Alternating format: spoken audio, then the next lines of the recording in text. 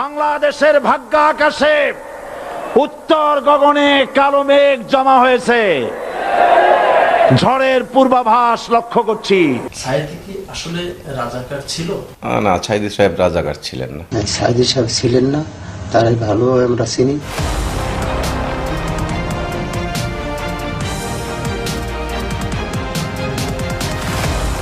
আসসালামু আলাইকুম প্রিয় দর্শক।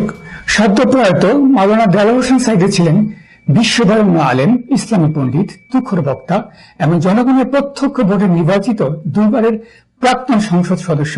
উনি বাংলাদেশের এখন পর্যন্ত একমাত্র ব্যক্তি যিনি আমাদের পবিত্র কাবা শরীফে সরাসরি প্রবেশের সুযোগ পেয়েছিলেন। তবে আল্লামা সাইদির মৃত্যু রহস্য নিয়ে দলমত নির্বিশেষে নানাভাবে আলোচিত হচ্ছে। একজন গবেষক ও বিশ্লেষক হিসাবে সব পক্ষের বয়ানকে আমি মোটা দাগে দুই ভাগে ভাগ করব। প্রথমটি হল জুডিশিয়ারি বা বিচারিক হত্যা এবং দ্বিতীয়টি হল মেডিকেল কিলিং। দ্বিতীয় অভিযোগটি অত্যন্ত গুরুতর, কারণ যে চিকিৎসকের অধীনে মাওলানা দেওয়ার হোসেন সাইদি চিকিৎসা নিচ্ছিলেন বা চিকিৎসা দেওয়া হচ্ছিল, সে ছাত্র জীবনে 1993 সালে ঢাকা মেডিকেল কলেজে ছাত্রলীগ শাখার সভাপতি ছিল। তাই সাইদি সাহেবকে ক্লিনিক্যালি হত্যার সাথে এই ডাক্তারের জড়িত থাকার ব্যাপারে অনেকেই সন্দেহ পোষণ করছেন। শেখ হাসিনা সরকার ভারতীয় গোয়েন্দা সংস্থাকে সাথে নিয়ে অত্যন্ত পরিকল্পিতভাবে বিচারিক ও চিকিৎসা প্রক্রিয়ার মাধ্যমে মাওলানা সাইদিকে হত্যার অনেক আলামত রয়েছে। আমাদের চেয়ারম্যান মহোদয়ের পরামর্শে আমরা কাজ করেছি। অনেক সময় দেখা যায় যে স্টিলেশন এমআই যদি হয়, কখনো কখনো প্রাইমারি পিসে করা হয়, কিন্তু সব সময় সেটি হয়তো করা হয় না। এমন অবস্থায় জাতিসংঘের তত্ত্বাবধানে আন্তর্জাতিক কোন ফরেন্সিক বিশেষজ্ঞ দলের মাধ্যমে আল্লামা সাইদির মৃত্যুর কারণ তদন্ত করে অনতিবিলম্বে তা জনগণকে জানানোর জন্য বিশেষ দাবি রয়েছে। আল্লামা সাইদির বিচারক প্রক্রিয়ার সাথে জড়িত বিষয়গুলো গভীরভাবে পর্যবেক্ষণ করলে আমরা দেখতে পাই ওনার মৃত্যুটা ছিল আসলে পরিকল্পিত একটা হত্যাকাণ্ড। হাসিনা সরকারের সমর্থক বিচারকদের সমন্বয়ে গঠিত মানবতা বিরোধী অপরাধ ট্রাইব্যুনালের তৎকালীন চেয়ারম্যান বিচারপতি নিজামুল হক ও বেলজিয়ামে অবস্থানরত যুদ্ধাপরাধ বিষয়ক আইন বিশেষজ্ঞ ডক্টর আহমেদ জিয়াউদ্দিনের মধ্যবার স্কাইপ আলোচনা বিশ্বখ্যাত সাপ্তাহিক দ্য ইকোনমিস্ট ফাঁস করে দিলে চারিদিকে তোলপাড় সৃষ্টি হয়। এই রেকর্ড এখনো ওয়েবসাইটে পাওয়া যায়। 2012 সালে ফাঁস হওয়া স্কাইপ আলোচনায় বিচারপতি নিজামুল হক ডক্টর আহমেদ জিয়াউদ্দিনকে বলেন, গভর্নমেন্ট রায়ের জন্য পাগল হইয়া গেছে। সাইদিটা হলে ডিসেম্বরের মধ্যে রায় দিতে পারবো, গভর্নমেন্ট গেছে পাগল হইয়া, তারা একটা রায় চায়। আরো একটি স্কাইপ আলোচনায় বিচারপতি নিজামুল হক বলেন, সিনহা বাবু কইছে ডিসেম্বরের মধ্যে 3টা দিয়ালন, তারপর আমরা আপনারে এখানে নিয়ে আসি। দর্শক, এখানে সিনহা বাবু বলতে সাবেক প্রধান বিচারপতি এস.কে সিনহাকে বোঝানো হয়েছে। ট্রাইব্যুনালের বিচারক বিচারপতি নিজামুল হকের বক্তব্য থেকে এটা স্পষ্ট প্রতীয়মান হয় যে আল্লামা সাইদি সহ যাদেরকে ফাঁসি দেওয়া হয়েছে তারা সবাই বিচারিক ক্রস ফায়ারের শিকার। দর্শক, আল্লামা সাইদির বিরুদ্ধে দায়ের করা 20টি অভিযোগের মধ্যে দুটিতে ফাঁসির আদেশ দেওয়া হয়েছিল। এই দুটি মামলার বিচারিক প্রক্রিয়ার কিছু তথ্য আপনাদের সামনে তুলে ধরছি। প্রথমে বিশাব আলী হত্যা মামলা ও রায় প্রসঙ্গ। 1971 সালে যুদ্ধের সময় শুক্ররঞ্জন বালীর বড় ভাই বিশাব আলী পাকিস্তান আর্মি ও স্থানীয় মানুষের হাতে নিহত হন। এই হত্যাকাণ্ডের ঘটনার উপর দায়ের করা মামলায় বিশাব আলীর ছোট ভাই শুক্ররঞ্জন বালীকে জোর করে রাষ্ট্রপক্ষের সাক্ষী বানানো হয়। শুক্ররঞ্জন বালী 2012 সালের 5 নভেম্বর ট্রাইব্যুনাল প্রাঙ্গণে হাজির হয়ে সাংবাদিকদের সামনে বলেছিলেন তার বড় ভাইকে সাইদি সাহেব হত্যা করেননি। সরকারি লোকজন জোর করে তাকে ট্রাইব্যুনালে মিথ্যা সাক্ষ্য দেওয়ার জন্য এখানে এনেছে। সাইদি সাহেব ছিলেন না, তারাই ভালো আমরা চিনি। তার শ্বশুরের দোকান ছিল পাড়েহাট কাপড়ের দোকান, সেইখানে বসে তার সাথে আমরা আমাদের পরিচয় আছে। সে যদি আসতেন তাহলে আমরা ভালোভাবে চিনতাম। সে ছিলেন না, তারে আমরা দেখিনি। এরপর উকিলদের কথা মতো শুক্ররঞ্জন বালী মিথ্যা সাক্ষ্য দিতে অস্বীকার করায় ভারত ও বাংলাদেশের গোয়েন্দা দল এবং ডিবি পুলিশের সদস্যরা শুক্ররঞ্জন বালীকে ট্রাইব্যুনালের গেট থেকে অপহরণ করে প্রথমে যশোরের সীমান্ত দিয়ে ভারতে পুশ করা হয়।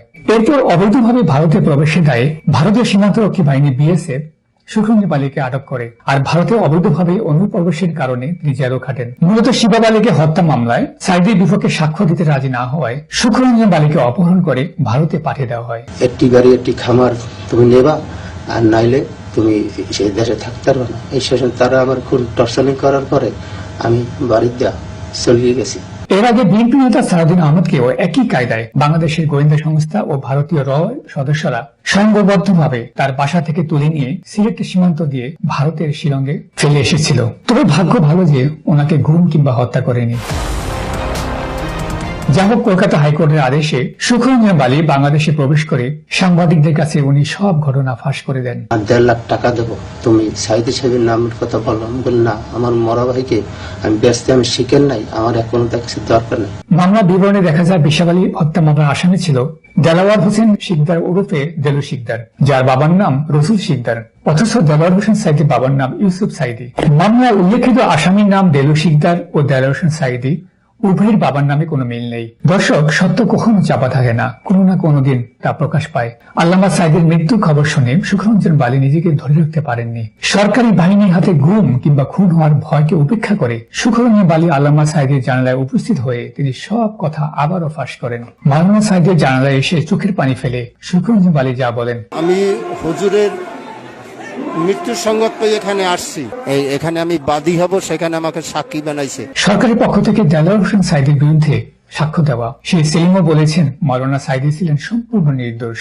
আমি তৎকালীন বাস্তব যে ঘটনা সেটাই বলছি, কিন্তু আদালতে কি জমা দেওয়া হয়েছে কি না হয়েছে এর সম্পর্কে আমার ধারণা নাই। সাইদি কি আসলে রাজাকার ছিল? না, সাইদি সাহেব রাজাকার ছিলেন না। দ্বিতীয় যে মামলায় মাওলানা সাইদিকে ফাঁসির আদেশ দেওয়া হয়েছিল সেই বিষয়ে সংক্ষেপে কিছু কথা বলা যাক। এই মামলায় ইব্রাহিম কুট্টি নামে একজন ব্যক্তিকে হত্যার দায়ও মাওলানা সাইদির উপর চাপানো হয়। অথচ ইব্রাহিম কুট্টি ভাই লালু শিকদারের মতে যুদ্ধের সময় তার ভাইয়ের অত্যাচারে অতিষ্ঠ হয়ে স্থানীয় জনসাধারণ তাকে হত্যা করেছে।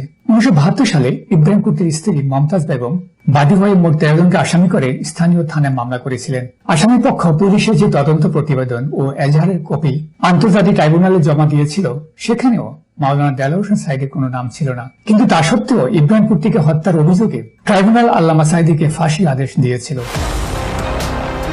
দর্শক, সরকার প্রভাবিত ও নিয়ন্ত্রিত আন্তর্জাতিক ট্রাইব্যুনাল বিশাল আলী ও ইব্রাহিম কুট্টি হত্যা মামলায় সাইদিকে প্রথম ফাঁসির আদেশ দিলেও পরে সারা দেশে জনসাধারণের তীব্র প্রতিবাদের মুখে উচ্চ আদালত সেই আদেশ পরিবর্তন করে ওনাকে আমৃত্যু কারাদণ্ড দেয়। এবার আমি আল্লামা সাইদিকে ক্লিনিক্যালি হত্যার কিছু উপাদান, লক্ষণ কিংবা সিমটম তুলে ধরছি।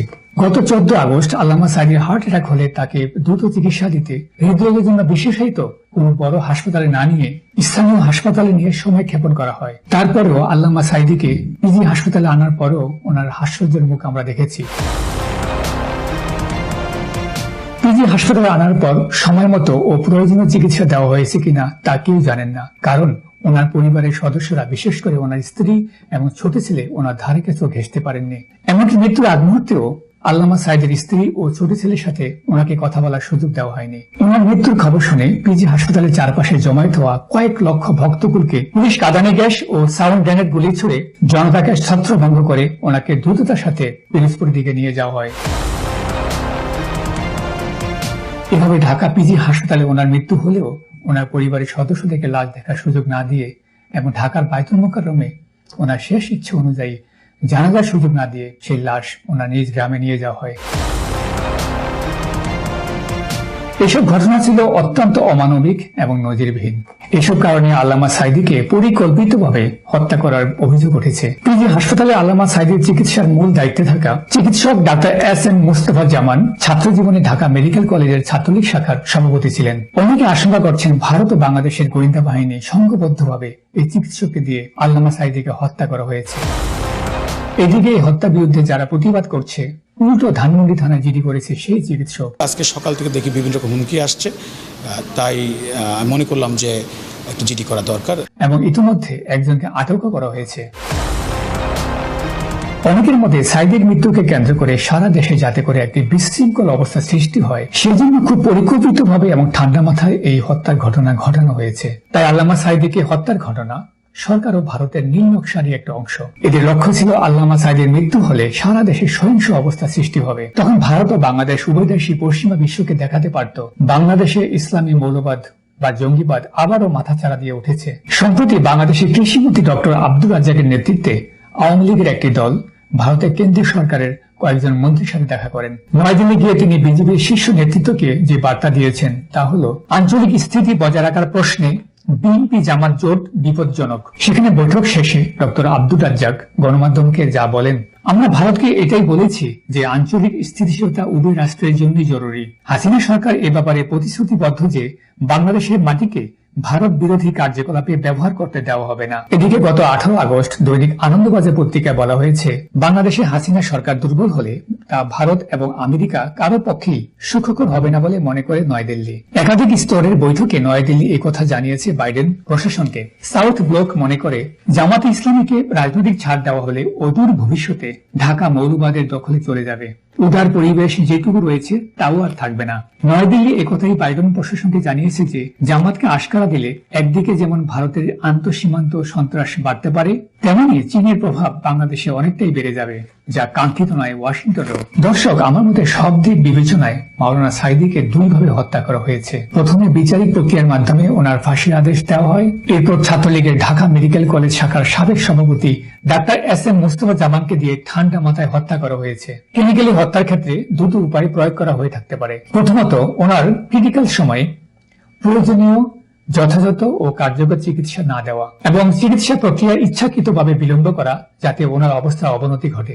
দ্বিতীয়ত, ঔষধ প্রয়োগ করে ওনাকে হত্যা করা। এইসব কারণে মাওলানা সাঈদীকে দাফনের পর ওনার কবর এখন 24 ঘন্টা পুলিশ প্রহরায় রাখা হচ্ছে। দর্শক, জোর করে কখনো মানুষের সম্মান ও ভালোবাসা পাওয়া যায় না। আল্লামা সাঈদীর দল মত নির্বিশেষে দেশে এবং বিদেশে কোটি কোটি মানুষের যে ভালোবাসা পেয়েছেন তা নজিরবিহীন। শেখ মুজিবকে জাতির পিতা ও বঙ্গবন্ধু বলতে বাধ্য করার জন্য আইন পাশ করা হয়েছে, কিন্তু তারপরও কয়জন মানুষ মন থেকে এই সম্বোধনগুলো করে থাকে। শেখ মুজিব নিহত হওয়ার পর সারা দেশে মানুষ স্বস্তির নিঃশ্বাস ফেলেছিল। ওনার মৃত্যুর পর দেশে কিংবা বিদেশে কোথাও গায়েবী জানাজা হয়েছে কিনা আমার জানা নেই। আমার গ্রামের বাড়ি চাঁদপুর জেলার মতলব দক্ষিণ উপজেলায়। আমি ছোটবেলায় শেখ মুজিবের মৃত্যুর খবর রেডিওতে শুনেছিলাম। শেখ মুজিব ও তার খুনি দুর্নীতিবাজ সরকারকে উৎখাত করা হইয়াছে। শেখ মুজিবের মৃত্যুর খবর শুনে তখন আমার গ্রামের মানুষকে উল্লাস করতে দেখেছি, সেটা এখনো মনে আছে। শেখ মুজিবের মৃত্যুর পর তার লাশ ধানমন্ডির 32 নম্বর বাড়ির সিঁড়িতে 2 দিন পরে থাকলেও দলের কোন নেতা কর্মী কিংবা সমর্থকদের কেউই সেই লাশ উদ্ধার করে সৎকারের ব্যবস্থা করার সাহস দেখায়নি। এই বিষয়টা শেখ হাসিনা নিজেও দলের নেতাকর্মীদের সামনে বহুবার বলেছেন। 15 আগস্ট থেকে 16 আগস্ট ওই লাশ পড়েছিল। একটি মানুষ ছিল না সাহস করে এগিয়ে আসার, একটি মানুষ ছিল না প্রতিবাদ করার। কেন করতে পারেনি? এত বড় সংগঠন, এত সমর্থক, এত লোক, কেউ তো একটা কথা বলার সাহস পায়নি। আর প্রয়াত রাষ্ট্রপতি শহীদ প্রেসিডেন্ট জিয়াউর রহমানের জানাজায় 20 লক্ষাধিক মানুষের জমায়েত হয়েছিল, যা বিশ্ব ইতিহাসে একটি বিরল ঘটনা। দর্শক, পুলিশের টিয়ার গ্যাস ও সাউন্ড গ্রেনেড এবং গুলি উপেক্ষা করে ঢাকা বাইতুল মোকাররম মসজিদের সামনে গায়েবী নামাজের জানাজা কিংবা জানাজায় অংশগ্রহণ করার জন্য লক্ষ লক্ষ মানুষ প্রস্তুত ছিল।